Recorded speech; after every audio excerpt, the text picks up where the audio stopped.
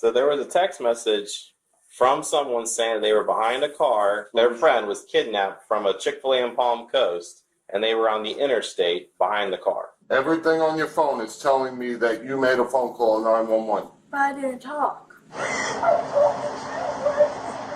Because you did something stupid. I'm not going to the car! Here, Amanda. Here, stop.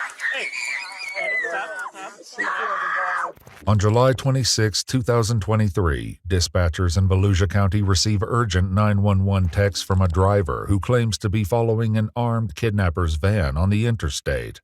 When they trace the phone, however, they learn the messages are coming from a residence in Port Orange, turning a plea for help into an unexpected lesson in consequences. I'm telling you this right now, you're going to take this as a lesson at 11 years old, that if you do something stupid in the future, you're going to enjoy those cuffs. I'm not going to do this again. The following report is based on official police records, and the footage has mostly never been seen before until now. It's just after 9:45 a.m. when 911 begins receiving texts from someone named Lily Lee Combs. She claims to be following a kidnapper's van on the interstate, and updates are still pouring in. Volusia County deputies, multiple area police departments, and a helicopter join the urgent search. When they fail to locate the van, a deputy tries calling the phone number that's been sending the text messages. Hello? Hello? Hello? Hi. Is this what's your name? Can you hear me? Hello? I'm trying to reach the person that called 911. Hello? Yeah, can you hear me? Oh, shit, I'm up. Please leave your message for 3. No, it's going to voicemail. It says, RP confirming they are in a blue Jeep. Victim is in a white van. They can see they are being restrained through the windows.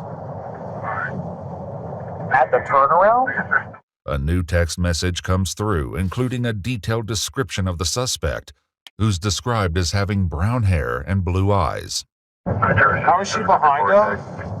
She's seeing this happen and she knows what color eyes he has. That's weird.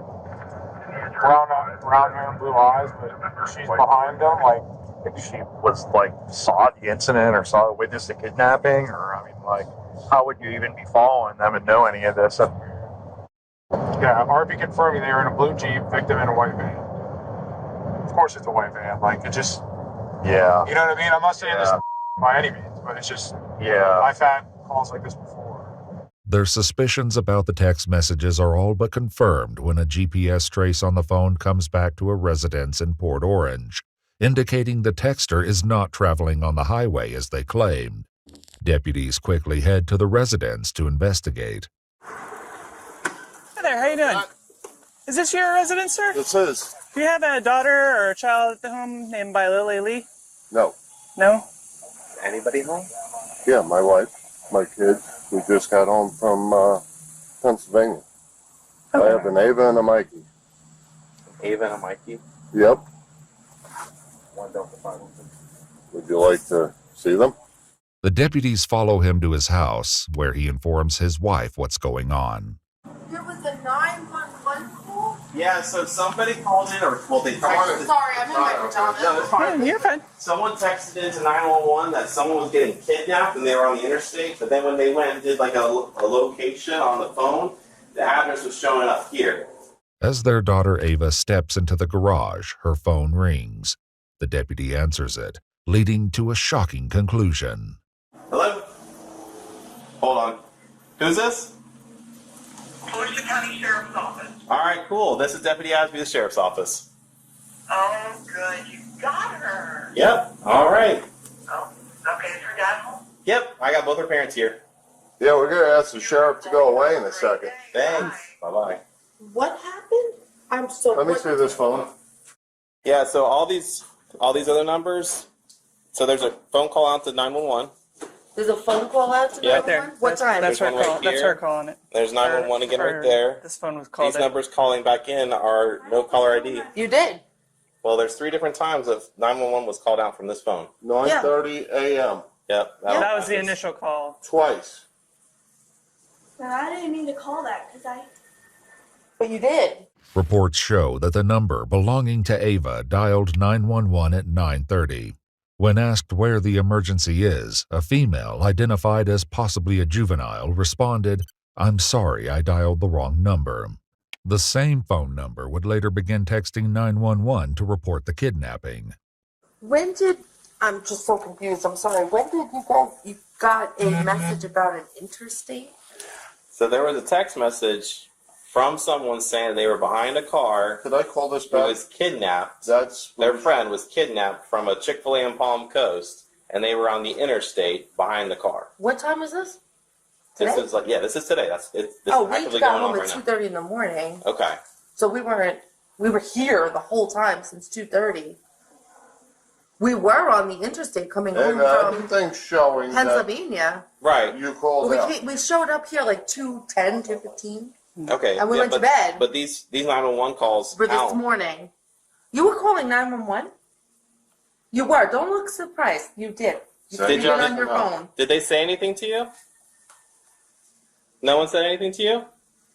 Did you say, Ava, you have to explain what happened here. Something's going on. What did you know? What do you know? Mikey, go inside. Ava, get your shoes on. Come out here. I didn't hear anything. Want me to close the door? You're not in trouble. I just need to know what happened. I need to know and understand because this is like weird. Because we got to make sure that there's not somebody that's being kidnapped on the interstate and we're trying to find them. And all of a Open your sudden- mouth if you said something on the phone. I didn't say anything, Everything on your phone is telling me that you made a phone call 911. but I didn't talk. While one deputy heads to her cruiser, she greets officers from the Port Orange Police Department who have just arrived at the scene. Hey guys, how's it going? Oh, I was just trying to make heads and tails of that damn call. There's so many notes in it, my God. Yeah, we're trying to figure it out. We're with the parents and the daughter, and I guess the daughter did have. We pulled up the call log, and she did call 911. So the whole armed kidnapping thing and all that stuff is bogus, or? There was no text evidence when we looked through it, so I don't know if she deleted it real quick or if it's like through an app. Yeah, it seems it's probably just this wedding thing. She's like 10 years old, so. Wow. Okay. Yeah. While Ava's parents demand an explanation, deputies prepare to Mirandize the 11-year-old, who has yet to fully grasp the gravity of the situation. You just lied to the police and mommy and daddy. You just lied to everybody. You have 3 sheriffs here for stupidity. Tell them what you just said to us. Open your mouth. I'm telling you, open your mouth. She's going to read you something, and then we're going to ask you some questions. What's your name? Ava? How old are you, Ava? All right, Miss Ava, you have the right to remain silent. Anything you say can be used against you in court. You have the right to talk to a lawyer for advice before we ask you any questions and to have the lawyer present during any questioning. If you cannot afford a lawyer, one will be appointed for you before my questioning if you wish. We're reading her rights.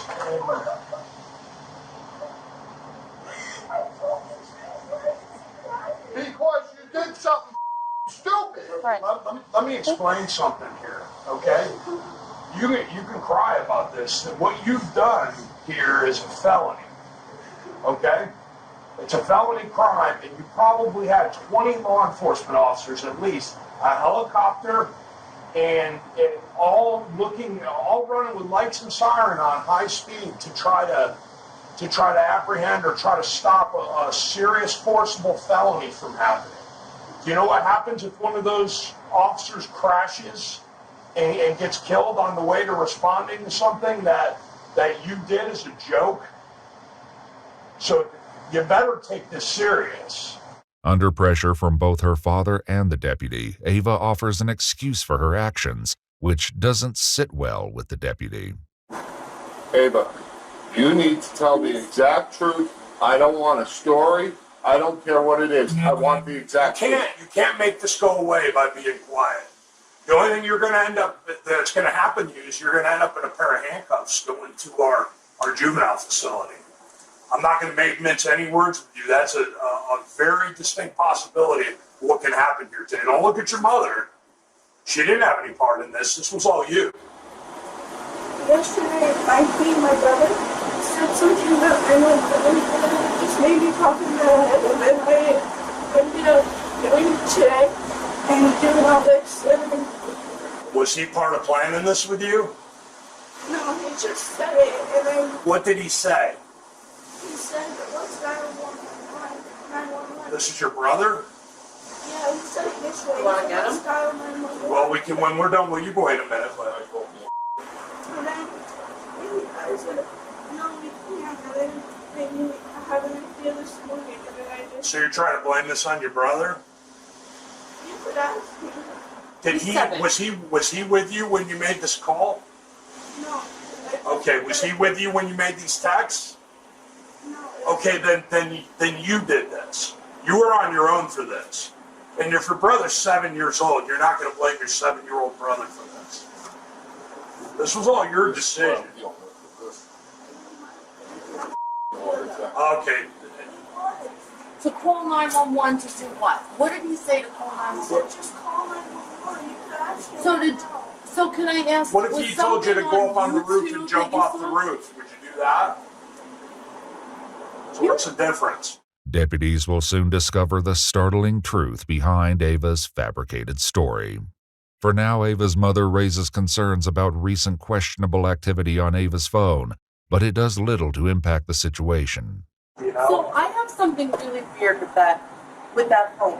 When we first got that, the phone kept ringing non-stop, ringing in to me. And I was picking it up and there was like people talking and like, I'm like, hello. And like non-stop, like I mean every 4 seconds there was a call coming in with random numbers and I didn't know them. And I was hitting block contact. Like as soon as we got that phone number. Okay, well, like that has nothing to do with what went on today. Questions about her intentions lead to a harsh reality check from the deputy, who forces Ava to consider the possible consequences of the false report. What were you planning on happening out of this?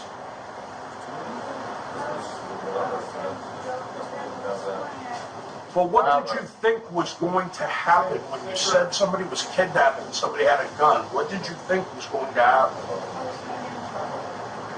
Well, did you have any thoughts about how much of the law enforcement resources in this area you were going to take up by doing that?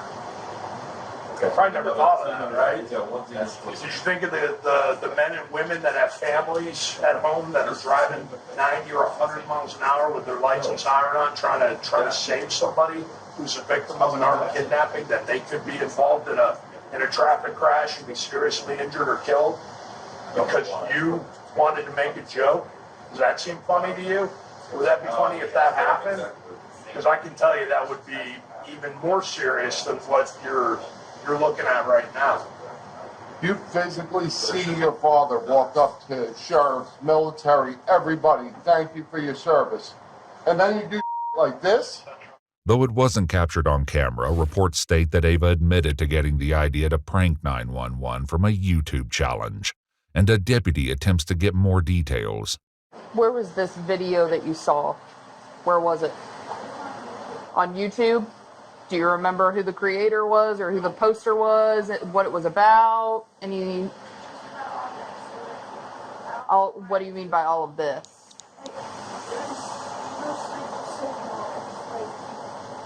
This as in what?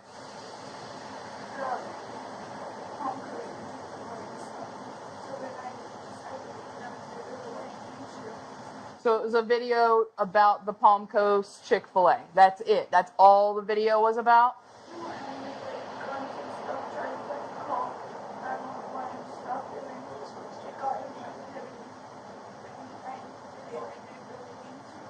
Gotcha. So, yep. So you saw a video that somebody made about how fun it would be to call 911 or text 911 and say somebody's got a gun, somebody's trying to get hurt. You thought it'd be fun to recreate that. Is that what you're telling me? Okay. However, Ava is about to realize an apology won't be enough to escape the consequences. Meanwhile, one deputy reveals that he was able to reach Ava by phone just before their arrival and got a less than friendly response from the young girl. 27 minutes, she lied to the dispatcher or the call taker over text, and then when I caught her up, she told me to F myself and stop responding. Cut her up?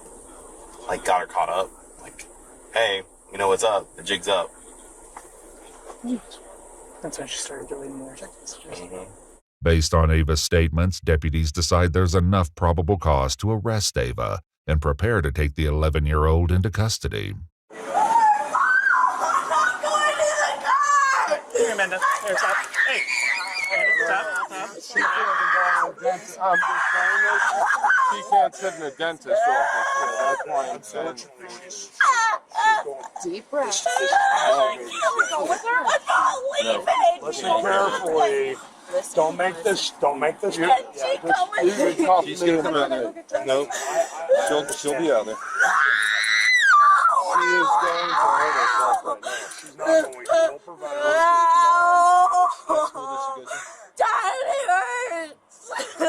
So stop. Listen to me. What's your Ava? Ava. Stop struggling, okay? They're not going to hurt you. Yeah, they're not going to hurt you. Listen carefully what's going to happen here. No one's going to hurt you. You're going to sit in the car for now, okay? If you go somewhere, what it's going to involve is taking pictures, taking fingerprints, and then they're going to call your parents to come and get you. So don't make the situation any worse. They'll be up shortly after that. Go in the car? No, you can't go in the car. You just cuff me if you have to. It just can't happen.